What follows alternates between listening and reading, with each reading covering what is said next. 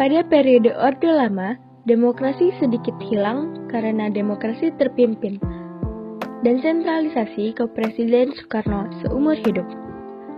Dan juga pada periode Orde Lama, individu dibatasi hukum negara, agama, dan sosial. Tetapi, demokrasi mulai berkembang sejak diadakannya pemilu pertama di periode Orde Lama. Periode Orde Baru. Super Semar yang dikenal sebagai tonggak lahirnya Orde Baru, dekret Presiden tahun 1959 untuk menunaikan Tritura sebagai aspirasi masyarakat. Aspirasi masyarakat didengarkan, tetapi jika menentang dapat saja dihukum.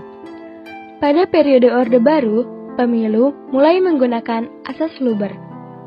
Media massa dibatasi dan dimanipulasi untuk menutupi kejadian tragis. Terjadi krisis moneter, sehingga terjadi kerusuhan Mei 98 dan turunnya Pak Soeharto sebagai presiden. Masa reformasi. Pada masa reformasi, pemilu secara langsung pertama kali diadakan di bawah masa pemerintahan Megawati. Rotasi kekuasaan dari pemerintah pusat sampai pemerintah daerah. Pola rekrutmen politik yang terbuka. Hak-hak dasar warga negara yang terjamin. Demokrasi lebih bebas beraspirasi.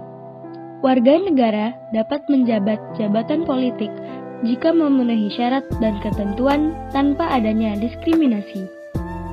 Namun, pada masa reformasi, ekonomi dinilai kurang stabil, moral menurun, dan korupsi merajalela. Kedaulatan dan persatuan rakyat berkurang karena rendahnya pengetahuan politik. Akhir-akhir ini, perwakilan rakyat keluar dari kewajiban dan mengabaikan peran sesungguhnya dan demokrasi. Kebaikan dan keburukan dari demokrasi yang ada dan bagaimana penerapan demokrasi tersebut terhadap pemerintahan yang berlaku di Indonesia. Kebaikan diadakannya demokrasi dapat melindungi kepentingan rakyat. Para wakil rakyat dipilih dan harus bertanggung jawab kepada rakyat yang memilihnya. Dengan cara ini, kepentingan sosial, ekonomi, dan politik rakyat menjadi lebih terjamin di bawah demokrasi. Berdasarkan prinsip kesetaraan. Demokrasi didasarkan pada prinsip kesetaraan. Semua warga negara memiliki kedudukan yang sama di mata hukum.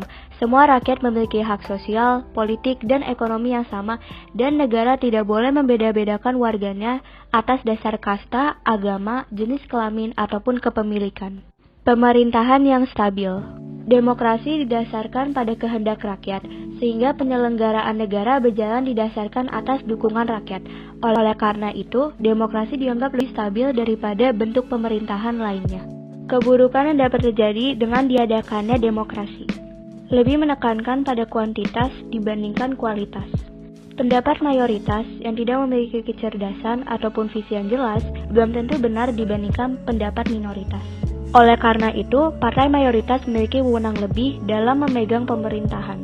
Pemerintahan yang dijalankan oleh orang-orang yang tidak profesional dan tidak kompeten. Segerombolan manipulator yang dapat mengukuhkan suara bisa menguasai demokrasi. Alhasil, demokrasi dijalankan oleh orang yang tidak kompeten yang dapat mengakibatkan korupsi merajalela. Menurunkan standar moral. Sering digunakannya metode politik uang dan praktik bawah tangan lainnya agar dapat dipilih. Dengan demikian, moralitas adalah korban pertama dalam pemilu. Penerapan demokrasi terhadap pemerintah. Pemerintah mendengarkan aspirasi masyarakat, maka terbentuklah lembaga-lembaga perwakilan masyarakat. Salah satu contohnya adalah DPR. Indonesia sudah demokratis.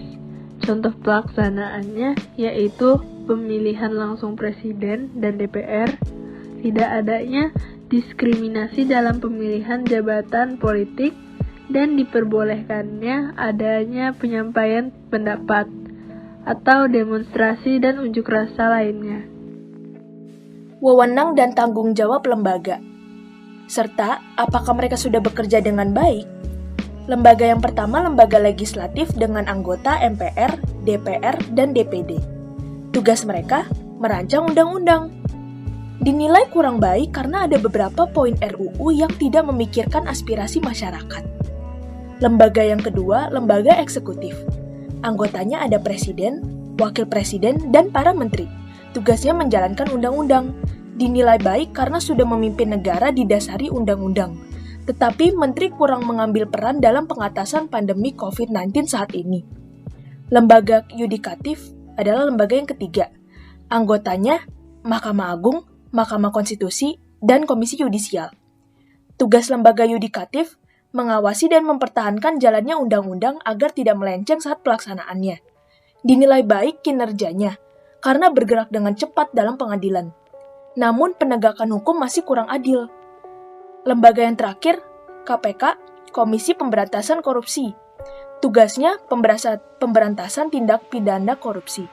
Dinilai baik karena sudah menangkap dan mengidentifikasi kasus-kasus korupsi. Tetapi masih ada beberapa pihak yang tidak teradili karena KPK tidak berani ataupun pihak tersebut memiliki kekuatan yang besar.